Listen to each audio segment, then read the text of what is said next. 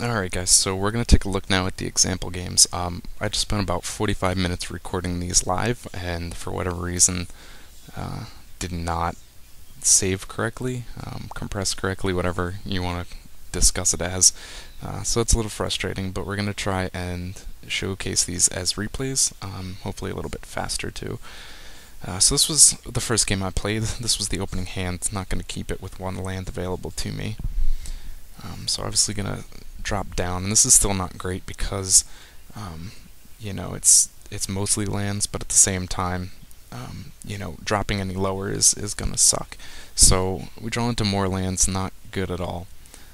But we do have at least some options with early Befoul. We have Lightning Bolt as needed if we hit into a Delver or something like that. When you see red and blue, sometimes you see Kiln Fiend decks, and you want to get those done. But a Cloud Post does come down fast. That does tell me that I am playing against Izzet control, and that means that I want to be able to kill this on turn 4 when I first have the mana available to me to play Poison the Well or Befoul. And so, if I want to be able to do that on turn 4, I can't play the Carnarium because it will come into play tapped, and I will not be able to have that 4 mana available to me until next turn. So I make sure I have the 4 lands available, and now I have 3 different options for playing against this Cloud Post. My opponent has 6 cards in hand and all his mana untapped, so that tells me that he's got a counterspell most likely. So I want to use the least important spell, and that's going to be Earth Rift, to try and kill the Cloud Post. And then if it's successful, great. And if it's not, like you'll see here, it gets countered. It's not a big deal because it has the flashback. I didn't really lose much. Befoul is an important one because it can kill Crushers in this matchup. And Poison the Well, you get the extra burn damage.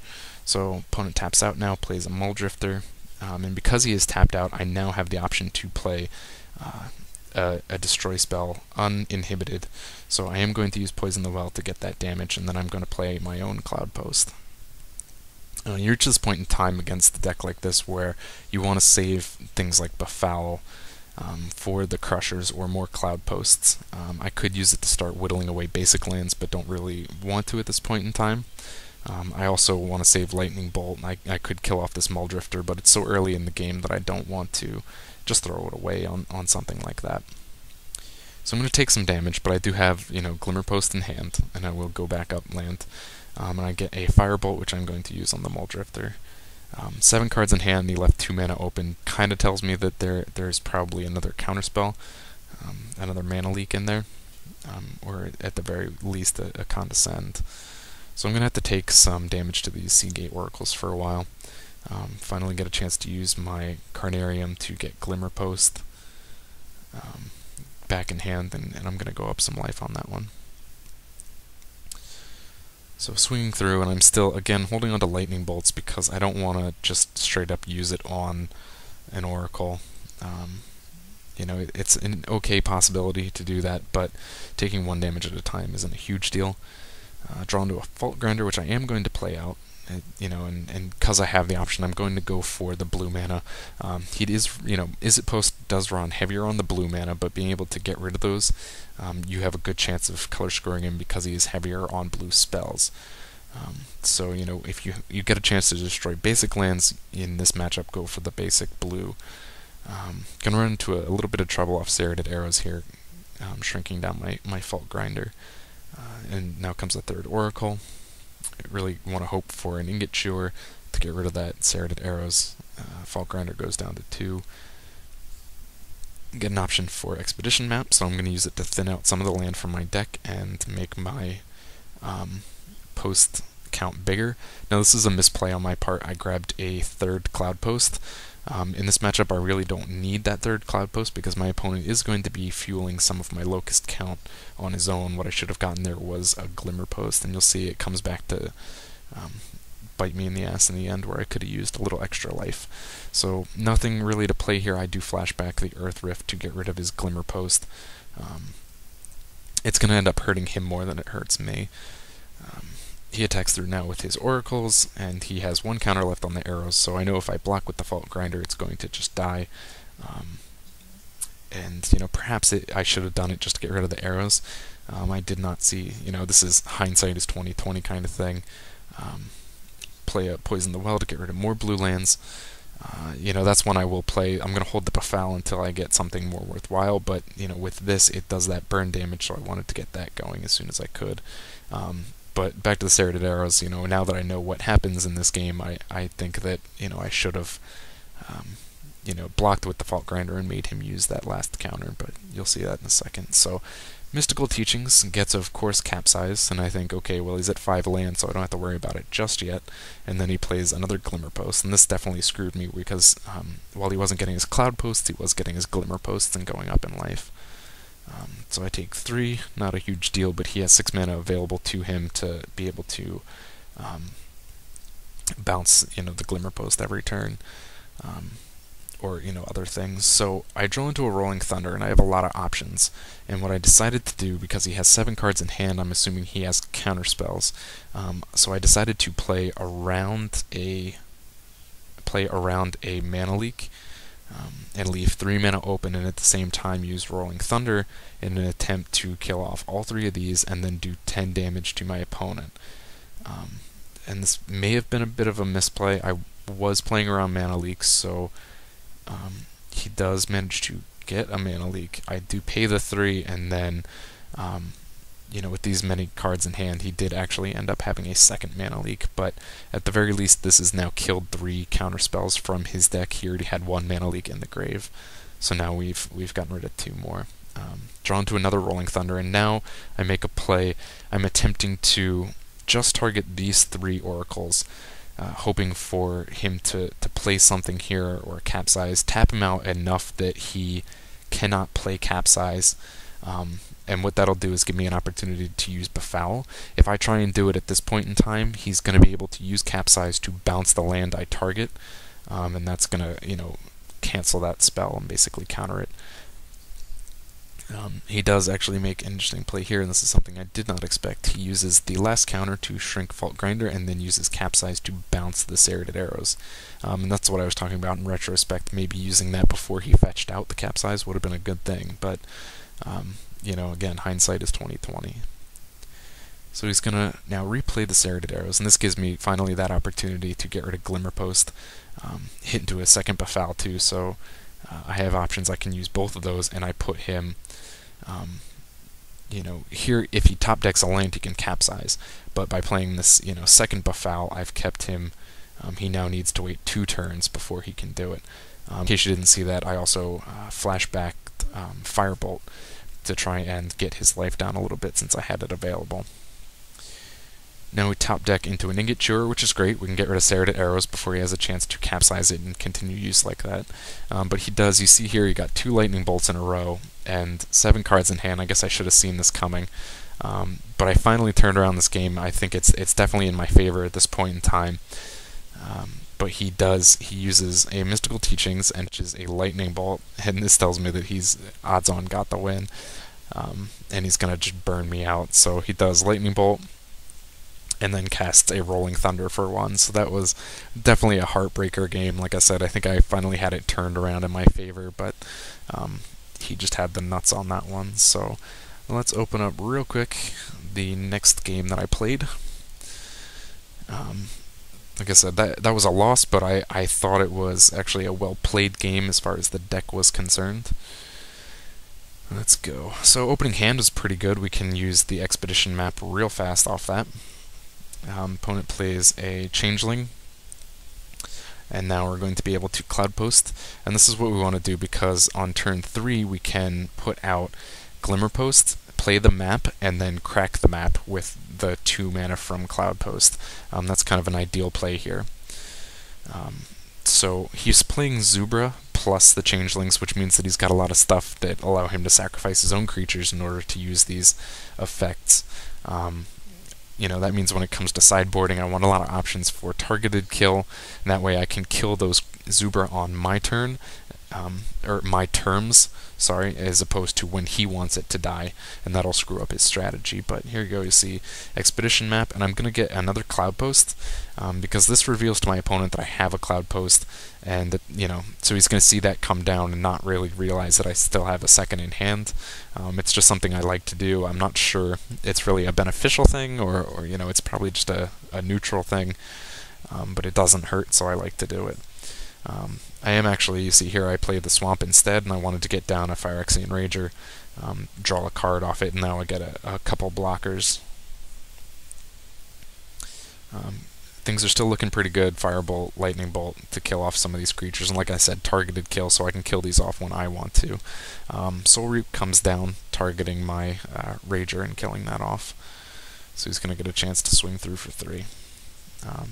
Now I have the ability, I'm going to play the second Rager, and use the Carnarium to bounce my Glimmer Post. Then I have options, you know, as far as waiting to play that until I have these other Cloud Posts into play. Have to discard, so I get rid of a Swamp. I already have 2 black on the field, so I'm going to be pretty good. You see there he tapped the Zubra to give this flying and swing for 1. Draw into a second Glimmer Post. I'm going to attack first. Pretty an uneventful game, honestly. What I'm going to do here is I have 4 mana on the table, so I'm going to use it to befoul one of his lands. He's a little bit mana screwed. I decided to go with blue because it just seemed to me that most of the cards, the changelings and stuff that he would have available to him would be in blue, so getting rid of that was the best choice. And now I would have the option to play a Cloud Post afterwards. And you know, I had no other play really that turn, so it doesn't hurt me. So he takes his turn. I really thought he would concede earlier, but he did draw a card first to see where he was going. And then just concede out. Now this one, it only saved one of the games. I did take this as a match. And game 2, he played the Black Zubra, and I had, you know, an opportunity to show you how targeting that and discarding a card on my terms was better than him, you know, sacrificing a whole bunch of creatures for it. So unfortunately that didn't save. But our last game, we did get all 3 games saved. I just wanted to see. Alright, I don't know which one came first. I know I did go 2-1 in this match. He is playing a white equipment aggro, so opening hand was pretty good. We got Ragers, we got, you know, Fault Grinder, we got Burn, and we hit our 3rd land, so we can play that Rager as soon as possible. He gets some early damage going with this guy. I play a second Mountain. You know, no point revealing your second color just yet. I'm going to take some damage, no equipment yet, so not really worried. Now we can get down a Rager, get into Expedition Map, which is great. We can start finding our post lands. We're going to swing through with the Rager first to see what his reaction is. He does block, which tells me that he is running a bunch of combat tricks. You'll see one here. He gives it first strike through the guided strike and +1/+0. So I know he's got combat tricks available to him. It means he's probably going to be a little bit lighter on creatures and just use other spells and equipment to enhance those creatures. I'm going to play a Cloud Post here and be able to have the mana available to me to play and crack the Expedition Map. You see here I did actually decide to firebolt the creature. Like I just said, usually decks like this are going to be a little bit lighter on creatures and, you know, hope for things like the Bone Splitter and other equipments and spells to increase the power on those. So by killing that off when I have a chance, it does, you know, give me an opportunity to kind of control his creatures and hope that he doesn't draw into more. Unfortunately, you see here he did get into a Sanctifier. I don't know if he had it or not, but it screws me over with this map. Makes it so I really should have cracked it last turn. In a bit of retrospect, I do get a second map, which is fantastic. And this one I crack as soon as possible in order to get that post land on the field, and that way it doesn't give him an opportunity to use another Sanctifier on it. Here's what I was talking about. Bone Splitter comes down, followed by Life Staff, and he equips both of them to his Sanctifier to make it absolutely tough to deal with. Now it becomes more of a troublesome thing to play Ragers, but I have the mana available to me that I'm going to play a Crusher. This means that he needs, you know, unmake Oblivion Ring, Journey to Nowhere to get rid of this, and he does. He has Oblivion Rings, so he plays that and another Bone Splitter. I do have an option next turn to play my second Crusher in hopes of, you know, blocking out the Sanctifier, but he really has the opportunity to just let me play that Crusher, and you know, when I do, like, just not block it when it attacks and then leaves me wide open to take damage off this Sanctifier. So I play a Fault Grinder. When I sideboarded for this deck, and I'll talk about it in a second, but I took out a lot of the land destruction, but I wanted to get that body in there at least. He doesn't have first strike on this creature right now, so it's gonna, you know, not benefit from the added toughness, because there isn't any off this equipment. And then I'm going to chance it and play a Rager as well, hoping for something, but did not get anything really worthwhile. Land destruction, like I said, is not going to be great in this matchup.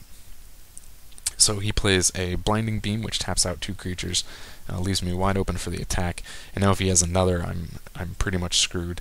I have to get a second creature onto the battlefield in order to have an extra blocker. I use Befoul, you see there. This is the one land destruction card I kept in because it is creature kill as well. So I used it to kill off the Sanctifier.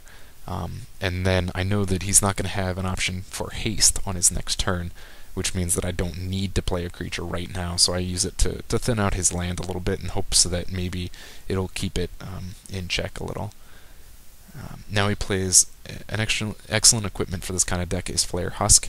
It gives him this living weapon token that makes it so that he actually has a creature, even though he's a little bit creature light, he has an answer. This means also that I need to have 3 creatures on the field once again, in case he does have another Blinding Beam. To tap out 2 of them. So the Crusher has to go down. I really don't want to take another damage to this Rager. It's maybe pushing it a little too far at this point in time. He gets Oblivion Ring out, which means he's going to have a chance to attack if he wanted. Does not do so. I draw into another Crusher, which is great, but I am going to decide to flash back the Firebolt in order to take care of that creature, get it off the field. Like I said, this opens me up to attack, and he doesn't have any options for getting a haste creature, so it gives me time to react. And I finally decided to play my second Rager, and I was feeling a little gutsy after that play there, and I was like, I got this. This is the turnaround point. I got a Glimmer Post, so my life goes up again. And I made a bit of another mistake here. I was attacking with the Fault Grinder, and I decided, no, if it's going to just trade with the Glaive Master, then it might as well be one of the small creatures. Unfortunately, I totally overlooked the first strike, so no matter what I attacked with, it was going to die. Definitely a stupid move. And I am once again in a situation where I need to play a creature in order to have a blocker for Blinding Beam. I do go with playing out the Fault Grinder and shrinking his mana down to 2. Trying again just some way to slow him down.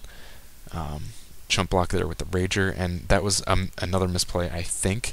Not knowing his hand, it doesn't really tell me anything, but I think I could have chump blocked with both of these, and he would have killed one of them, but another would live. I'm in a situation again where I have to play the the Crusher. So that if he Blinding Beams, I have something to block with. But if he takes this 8 damage on his next turn, which he can very easily do, that does not put me in a good position as far as blocking, because now he could use the Blinding Beam and tap him out, and I don't have any other option to block with. He gets easily, with all those equipments, he has easy choices for the Annihilator ability. And even managed to first strike off the Crusher. I mean, it has to attack, so there's nothing I can do about it, but he does have the 8 life or 8 attack power to win that. Now he plays a Shelter in order to give it Prot Red, which is going to be just game over. So I won't drag that one out in a sec. But so we go into sideboarding, and I brought out pretty much all of the land destruction with the exception of Befoul. Brought in all the targeted creature kill, the Shudders, the Snuff Out, the Edict, the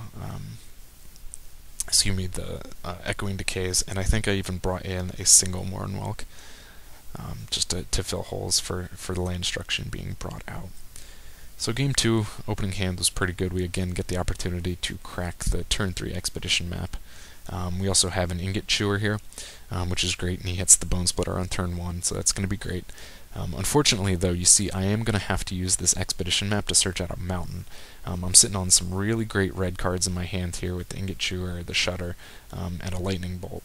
But I don't have a red land, and in order to make sure that I get that, I have to make sure I fetch it. And it is a little disappointing to use an Expedition map to search out a mountain, a basic mountain, but it's definitely something that was necessary.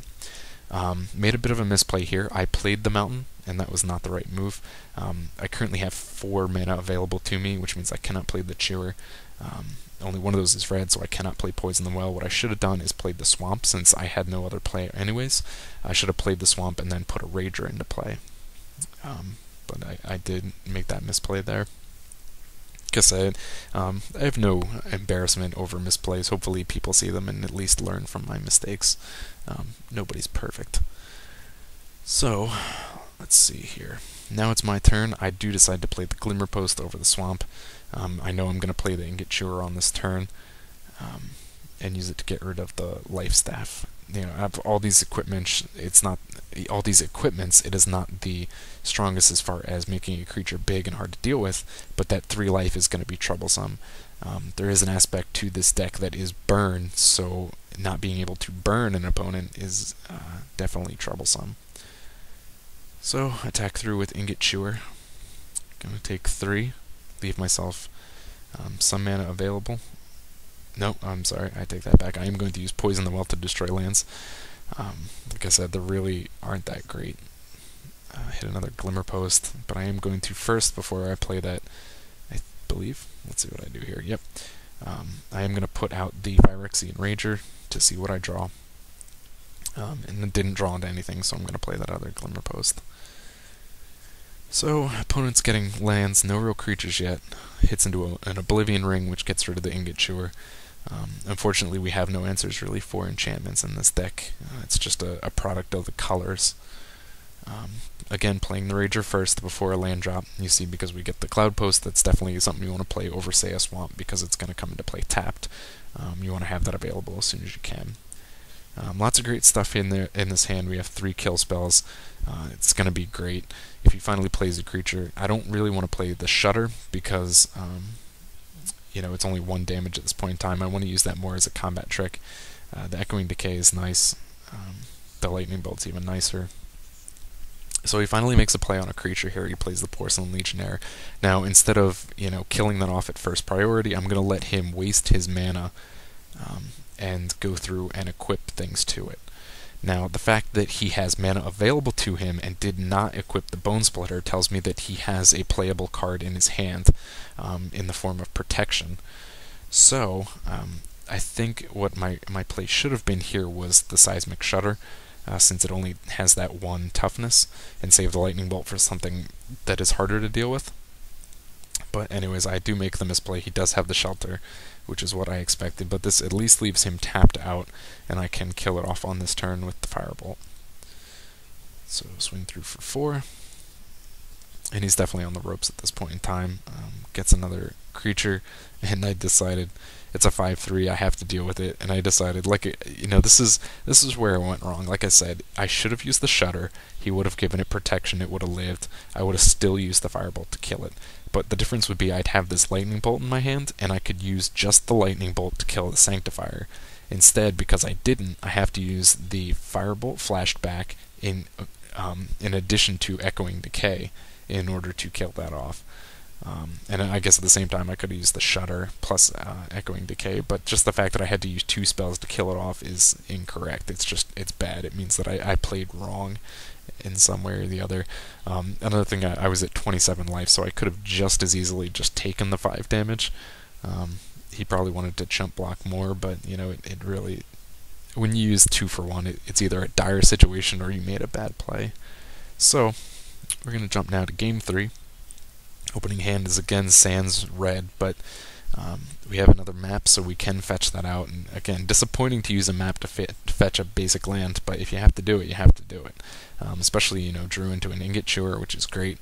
I'm going to hold those until I have the opportunity to play it.